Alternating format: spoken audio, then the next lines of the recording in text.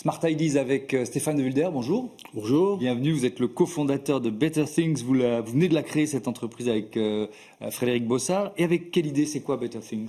En fait, on souhaitait équiper les consommateurs avec un nouvel outil à impact en fait, pour essayer de les aider à identifier l'origine des pays, des produits non alimentaires. Donc il y a une demande de transparence sur ce sujet-là, l'origine des produits croissante.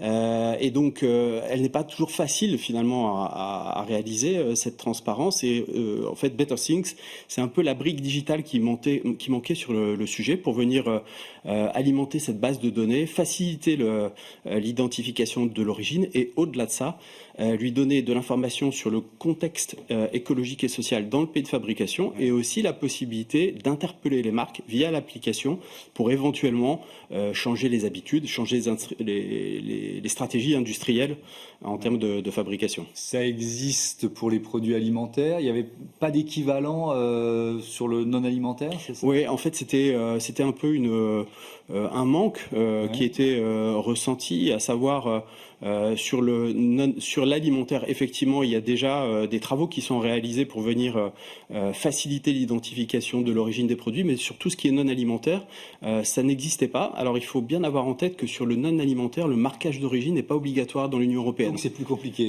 c'est plus compliqué. Donc, on repose finalement sur la bonne volonté des fabricants, des marques pour l'indiquer, et puis aussi, finalement, à un moment donné, réaliser ce match entre un pays d'origine et un produit. Mais est-ce que ça veut dire qu'il y a un côté participatif, c'est-à-dire que les utilisateurs de l'appli peuvent presque enquêter quoi, et participer à ce travail général? C'est exactement ça. On est sur le sujet de l'open data, donc de la data communautaire. L'idée, un peu comme au démarrage de Yuka, c'est que ça soit finalement un travail un peu d'investigation qui soit réalisé par les utilisateurs sur l'identification de l'origine de ces produits. On va aussi avoir des campagnes d'identification qui vont être menées un petit peu plus massivement. Et l'idée à terme, c'est que les groupements de marques, les groupements de distributeurs viennent faciliter l'identification et l'accès à cette information. Donc il y a tout à fait un aspect communautaire et on pense que c'est finalement la communauté qui permettra de faire bouger les lignes. Et donc de faire augmenter le nombre de produits référencés, parce que vous l'avez lancé il y a quelques jours, l'appli, vous en êtes à combien de produits référencés? Alors pour l'instant on est à peu près à 30 000 produits, ça augmente tous les jours parce qu'on se rend compte que les premiers utilisateurs font ce travail d'identification. Alors 30 000 c'est pas grand chose, c'est une goutte d'eau dans finalement l'univers du non alimentaire. L'idée c'est de faire des bons en termes d'acquisition de data, notamment en venant se brancher sur les bases de données des distributeurs. C'est ce qui nous permettra d'avoir une meilleure couverture. L'idée c'est d'y trouver à la fois des critères écologiques et sociaux. Les deux piliers sont importants. Tout à fait. C'est là où on a vraiment une approche qui est originale, qui est novatrice. Nous, ce qui nous intéressait, en fait, on a consulté 300 personnes sur sur ce sujet de l'origine des produits. C'est quoi les informations auxquelles vous êtes sensibles sur le contexte de production? Et donc, ils se sont exprimés. Il y a eu des critères écologiques. Donc, par exemple, quelle est la situation en termes de politique de recyclage, de protection de la biodiversité, mais aussi des informations relatives à la protection des travailleurs. Quel est le niveau de protection des droits du travailleur? Quel est le différentiel de revenus entre le pays de fabrication et le pays de consommation?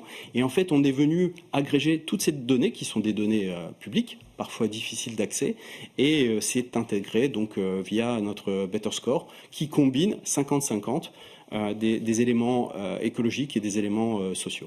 Avec, j'ai vu, un système de bonus-malus, comment ça marche ça? Oui, alors l'idée c'était, donc la première approche c'est bien sûr une approche sur l'origine produit, mais l'origine pays, donc c'est des informations à un niveau pays, mais l'idée c'était aussi de pouvoir être différenciant, à savoir il y a des marques qui jouent le jeu de la transparence, ou pas.